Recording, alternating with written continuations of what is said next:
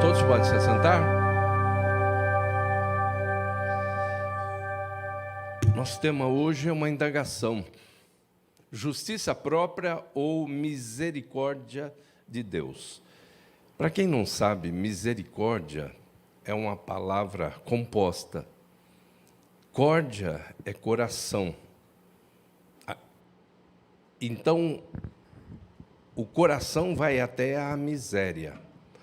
Quando nos referimos a Deus, a misericórdia de Deus, o coração de Deus vai até a nossa miséria. E na entrada de Jericó tinha um cego que esmolava lá. Aliás, existe um relato de 2 cegos, mas o Dr. Lucas, como médico, ele resolveu só narrar a experiência desse cego chamado Bartimeu. Bartimeu quer dizer filho de Timeu. Bartimeu. Filho Timeu, o nome do pai. Logicamente que ele vivia até ali como um filho de Timeu. Muita gente vive como um neto de Deus. É lamentável, mas essa é a verdade. Eu seria, assim, um Bar José. Meu pai era José, eu sou José. Então, se eu fosse apegado, se eu me sentisse seguro somente com as orações do meu pai, com a vida do meu pai, eu não seria filho, eu seria neto. Bartimeu vivia como um neto de Deus. Ele era Bartimeu, filho de Timeu. Mas, quando Jesus vai se aproximando de Jericó, ele tem, assim, um insight, ele tem a inspiração. Eu preciso sair da minha mesmice. Eu estou aqui como um cego, e eu sou cego sem um globo ocular, porque o Lucas resolveu narrar a experiência de Bartimeu, porque o outro cego, que está no outro evangelho, que são os 2 cegos na entrada de Jericó, um tinha o globo ocular. E Lucas não narra essa cura desse que tinha um globo ocular, porque todo mundo acha que quem tem a cura de um cego que tem um globo ocular é mais fácil do que aquele que não tem nada. E Bartimeu não tinha nada, né? Não tinha globo ocular. E aí, ele, vivendo ali, para todas as pessoas, a audição bem melhorada, porque quem tem um sentido a menos aguça mais os outros, e ele estava estendendo a mão, ou o chapéu, ou alguma coisa, pedindo uma esmola para um cego, pelo amor de Deus. Mas aí ele ouve um barulho, ele ouve um ruído, e aí procura saber o que está acontecendo. Fala: olha, tem uma multidão aí que vem seguindo o Nazareno, Jesus o Nazareno. E aí ele tem uma atitude, ele toma uma atitude. Aliás, o Evangelho, na nossa comunicação aqui, se você não sabe, você principalmente que está em casa cultuando virtualmente, nós temos um alvo estabelecido com a palavra-chave: conhecimento, habilidades, atitude e comportamento.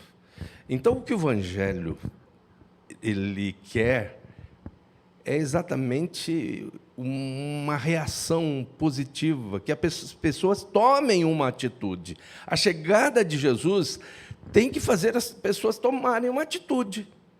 Se as pessoas encontraram com Jesus e não mudaram, foi porque não encontraram com Jesus. Mas a chegada de Jesus verdadeiramente promove o quê? Uma mudança de atitude. E quando ele vê, ele ouve, né? Dizem para ele que é Jesus que está vindo, ele começa a gritar. Ele deixa de ser o neto de Deus deixa de ser meramente filho de Timeu, até por conta do seu nome, e passa a gritar: Jesus, filho de Davi, tem misericórdia de mim.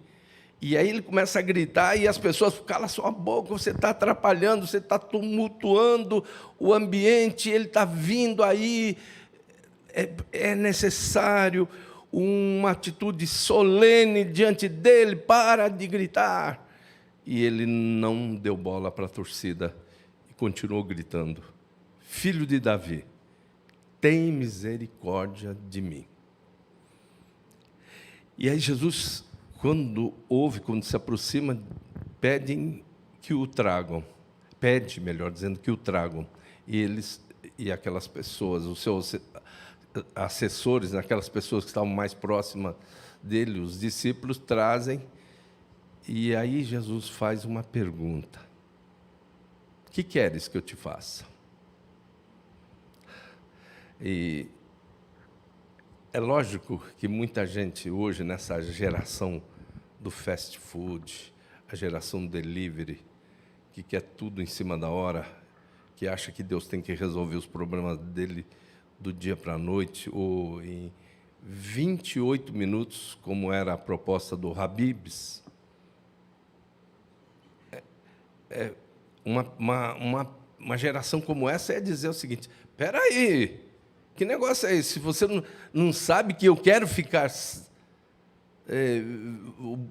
ter visão, o senhor vem me perguntar: o que queres que eu te faça? Não, mas ele não titubeou, continuou dizendo: eu quero viver. Aliás, eu quero ver. E Jesus diz: vê, a tua fé te salvou. Jesus, então, isso está bem próximo. Antes dessa narrativa de Lucas, tem a narrativa exatamente destes dois, que na realidade é uma parábola, dois que vão ao templo. Um fariseu e um publicano. E o fariseu, que era aquele apegado à superficialidade da lei, um legalista de mão cheia. Você pode ver que quando a pessoa que é muito legalista, metida perfeccionista, você vai ver que tem uma coisinha por trás. Sempre existe alguma coisa. Porque a palavra de Deus diz: se dissermos que não pecamos, mentimos. Olhando Deus para a terra, não viu um justo sequer. Agora, o fariseu, ele entra na sinagoga e começa a se achar. Graças te dou, Senhor, porque eu sou um homem justo, faço tudo certinho. E não sou igual esse miserável desse publicano. E, enquanto isso, o publicano está lá no outro canto, batendo no peito, se encurvando e dizendo: tem misericórdia de mim, Senhor, miserável pecador. Aí Jesus pergunta: qual desses dois saiu justificado? Qual? Aí ele diz: esse publicano saiu justificado. E a pergunta de Deus é esta, hoje para você. Ele sabe de tudo. Em quem você confia? Em que você confia? Na sua justiça própria, no que você faz, no seu perfeccionismo, ou na misericórdia de Deus? E é genérico. As misericórdias do Senhor se renovam a cada manhã. As misericórdias do Senhor são a causa de não sermos consumidos. Se não for a misericórdia do Senhor, nós não teremos mais um dia. Salmo 139 diz: quando eu acordo ainda estou contigo. Porque se não for a graça de Deus, aquela graça que se manifestou lá sobre os primogênitos judeus, os primogênitos hebreus, lá no Egito, esses escaparam. As marcas do sangue do Cordeiro estavam nos umbrais das portas, e naquelas casas o anjo da morte lá, o Abaddon, o Apolion, não conseguiu entrar, porque esbarrou na proteção do sangue do Cordeiro. Ali, e os primogênitos, todos, inclusive dentro do próprio palácio, todos os primogênitos egípcios morreram naquela noite. E aí é baseado nisso que o salmista do Salmo 139 diz: quando eu acordo, ainda estou contigo. Sabe por que eu acordei? Sabe por quê? O fariseu diria: eu acordo porque eu sou bom. Eu acordo porque, afinal de contas, o mundo precisa de uma pessoa boa como eu. Sou um cara certinho. Esses outros aí, esses publicanos, o que era um publicano? Publicano era um arrecadador de impostos. Roma, para não se complicar muito com a sociedade judaica, ele colocava judeus para arrecadar os impostos. Então, quem ficava assim, debaixo do ódio da sociedade judaica, eram os arrecadadores de impostos, os fariseus. Aliás, os publicanos. E aí, esse confronto de amor e desamor aparece dentro da sinagoga. O fariseu dizendo: eu estou bem na foto, graças te dou, Senhor, porque eu sou um homem bonzinho, eu sou um homem certinho, sou perfeito, impecável. Agora o outro, que era alvo do ódio da sociedade, porque ele arrecadava impostos para Roma, para César, ele não tinha outra atitude a não ser pedir misericórdia de Deus. E aí Jesus fez a pergunta: justiça própria ou misericórdia? Qual dos dois saiu justificado? O publicano, aquele que pediu misericórdia. Eu não... diante disso tudo, eu preciso me disciplinar, me policiar, para que eu não fique assim achando que o que eu faço é que me leva a receber coisas de Deus. Eu tenho que me policiar, eu tenho que me disciplinar para não estabelecer trocas com Deus. Deus não é Deus de trocas. Eu sou bonzinho, o Senhor me abençoa. Isso é uma inverdade. O que faz com que nós sejamos abençoados é a misericórdia de Deus, o coração de Deus chegando até a nossa miséria. A córdia de Deus chegando à nossa miséria. E isso vai fazer com que algumas coisas aconteçam. E é uma palavra de Deus, essa palavra é profética, palavra revelada hoje,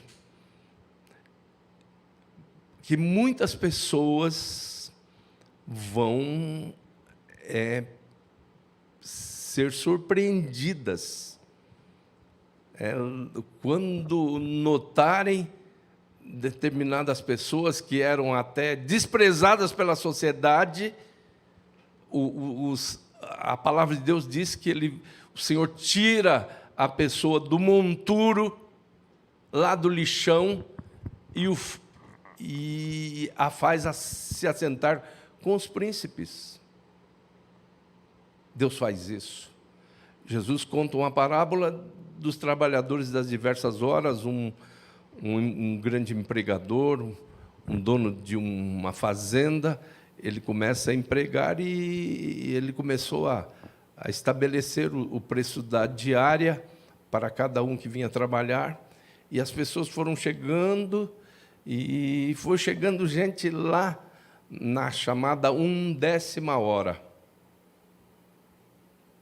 No finalzinho. E aí, no acerto de contas, ele pagou a mesma coisa do que tinha pago, em comparação ao que tinha pago ao que iniciou. Lá na manhãzinha começou a trabalhar. Muita gente achou aquilo injusto, mas é assim. Muitos derradeiros serão os primeiros. Muitos primeiros serão os derradeiros, o Senhor adverte. Os trabalhadores dão 1/10 hora. Pessoas que estão chegando. E Jesus mostra isso lá na cruz. Aquele ladrão da direita. No finzinho. Jesus falou assim, não, desce daqui, vai praticar boas obras, vai praticar a lei, vai fazer muita coisa boa, e depois você volta que a gente conversa se você vai se salvar ou não. Ele chegou, lembra-te de mim, Senhor, quando entrares no teu reino.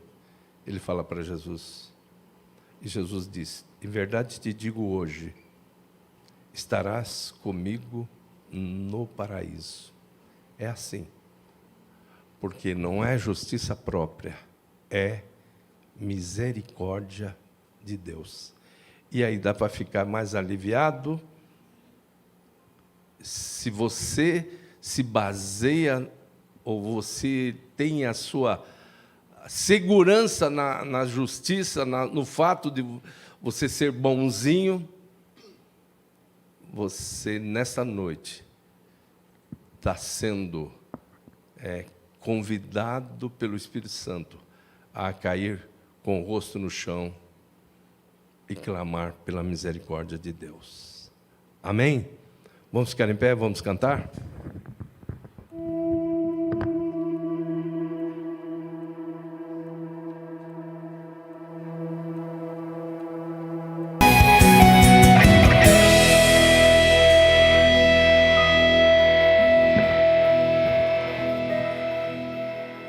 Se não fora o Senhor que esteve ao nosso lado, nós teríamos sido engolidos vivos, diz o Salmo 124. Se não for a misericórdia de Deus, gente, não adianta. Não existe justiça própria que nos mantenha ilesos.